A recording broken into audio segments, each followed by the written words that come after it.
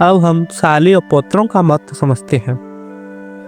दरअसल आपने देखा होगा कि जब हमारी शादी होती है तो हमारी पत्नी का भाई हमारा साला लगता है, और जब वह हमारे घर आता है तो हम उसका बहुत ही आदर करते हैं, सत्कार करते हैं। और अगर साला वह रक्षाबंधन पर हमारे घर आए तो हम उसको अपनी पलकों पर बिठा लेते हैं।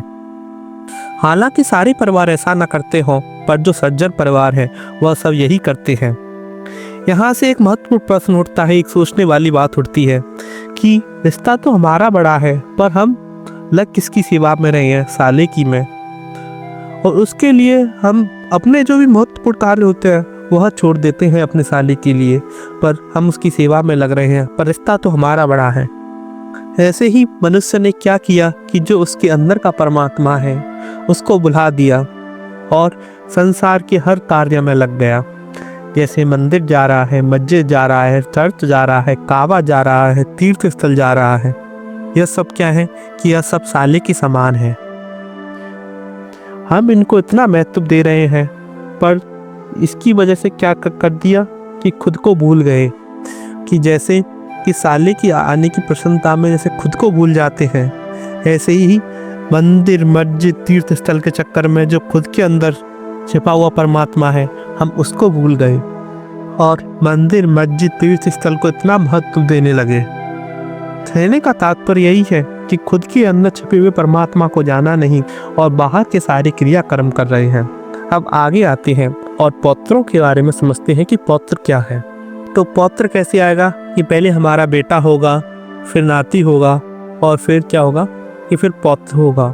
हालांकि कुछ जगह पर नाती को पौत्र कहा जाता है।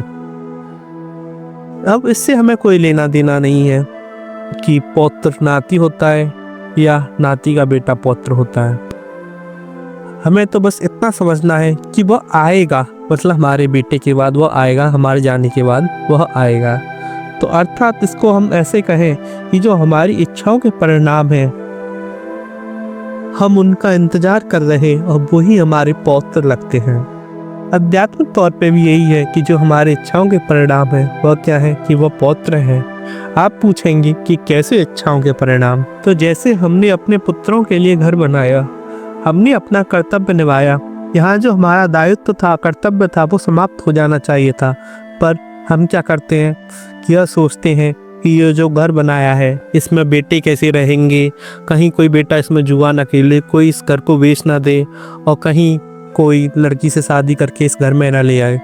हम इस प्रकार की अनेकों चीज़ें सोचते हैं, बल्कि जो हमारा दायित्व था वो तो ख़त्म हो चुका है, पर जो हमारा दायित्व के बाद की जो इच्छाएं हैं वह ख़त्म होने का नाम नहीं ले रही हैं। हम ऐसे ही जो हमारा महत्वपूर्ण समय है हम उसे बिता दे रहे हैं कि किस लिए कि अपनी इच्छाओं का जो परिणाम है वह आएगा, बस उसके लिए हम अपना जो महत्वपूर्ण जो कीमती समय है उसको बिता दे रहे हैं। और हम भूल रहे हैं कि मृत्यु दिन पर दिन नज़दीक आ रही है और मृत्यु को हम नज़रअंदाज कर रहे हैं, सिर्फ इच्छाओं की पूर्ति की वासना में सोए हुए हैं। इसलिए गुरु नानक देव जी को कहना पड़ा कि जाग रे जाग, अब जाग इनकी बात, जब क्या जागे जब नानक सोवे पाम पसार। कि तुम्हारे पास अभी समय है जागने का, अभी ऊर्जा है जागने की, जब क्या फ़ायदा होगा जब इस संसार से चले जाओगे, तब जागोगे, तब जागने का कोई फ़ायदा नहीं होगा। क्योंकि आछे दिन पाछे गई किया ना हर से हेत, अब पछताए हों तो क्या जब चिड़िया चूग गई खेत। कहने का अर्थ यही है कि शरीर के छूट जाने के बाद तुम्हें पछताने के अलावा और कुछ न मिलेगा, इसलिए अभी भी समय है जागने का। यहाँ से कुछ जिज्ञासु लोगों का प्रश्न उठेगा कि हम मृत्यु से नहीं डरते। हालांकि कुछ बुजुर्ग लोग भी कहेंगे कि हम तो बस मृत्यु का इंतजार कर रहे हैं। मैं उन सब के लिए यही कहूँगा कि जब मृत्यु आएगी तब तुम सब चौंक जाओगे, अचंभे में चले जाओगे, तुम जान नहीं पाओगे कि तुम्हारे साथ क्या हुआ। इसलिए जीते जी मृत्यु को समझो।